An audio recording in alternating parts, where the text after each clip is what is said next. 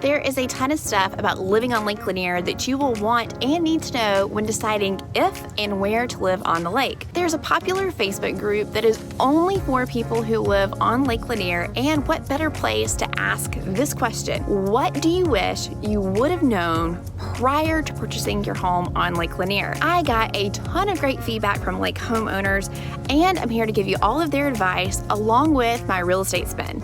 So let's get started. Up first, this lake home buyer was surprised that they did not have sunrise and sunset views. While living on the lake sounds like this should come with the territory, just know that if that's something that's important to you, you're going to have to pay. Keep in mind that lots with lake views and very little tree line, there's a premium that you're going to have to pay, and most lots don't have this. Next up, this lake buyer, and as you'll find out when you're looking at homes, they found out how hard the walk would be to the lake, and this is one of the most important things to keep in mind while lake home shopping. As with lake views, an easy walk to your dock is also something you're going to have to be willing to pay a premium for. Another common aha for many homeowners is that you don't quite realize how much wake there is caused by other boats. So if you're on the open part of the lake, you might experience this more, and as we have found out by living in this cove, many boaters will bring their kids tubing in quiet coves like this,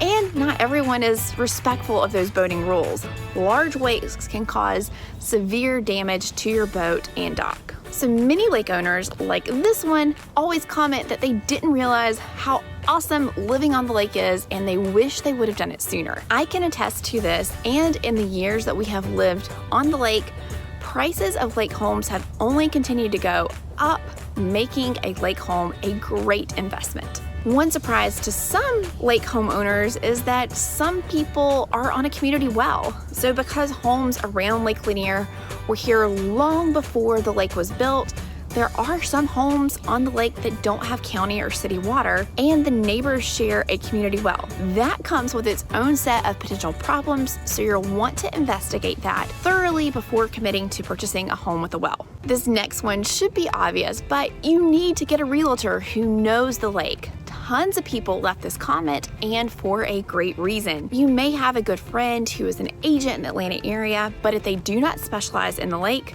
trust me, you're going to pay for it somewhere, somehow, someday. You need someone who knows about dock permits, the topography of the lake, septic permits, pros and cons of coves, deep water, etc. All the things. The list goes on and on. So this next comment ties in nicely with why you need a lake realtor. You need to check where the lake levels were during the drought so that you can see how a drought might impact your dock location in the future. You may have plenty of water under your dock now, but as any homeowner who has lived on the lake during a drought, you know that this is not always the case.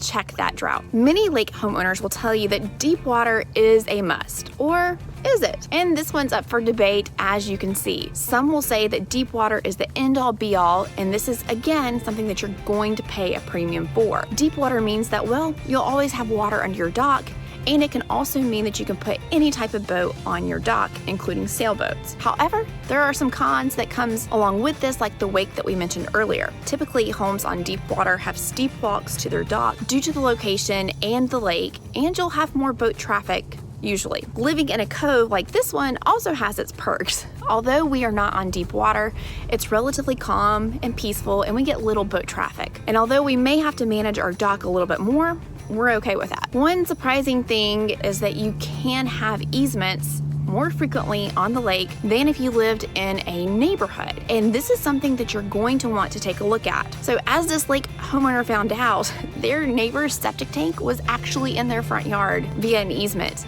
And although this is unusual, some of the more common easements on the lake are things like shared driveways or crossover driveways and so forth. So last but not least, docks. So docks don't actually come with the sale of a home, and you're going to want to make sure that in the purchase and sale agreement of the home that you're purchasing, that you've written in there that the dock will convey with the sale of the home that you're purchasing. And this is yet another reason of why you need a really great real estate agent that specializes in homes on Lake Lanier. Lake Lanier is a wonderful place to live, and if you're considering purchasing a home on Lake Lanier, make sure you check out this video on mistakes to avoid when buying on the lake. I would love to help you with your lake purchase. Call, text, or Facebook stalk me.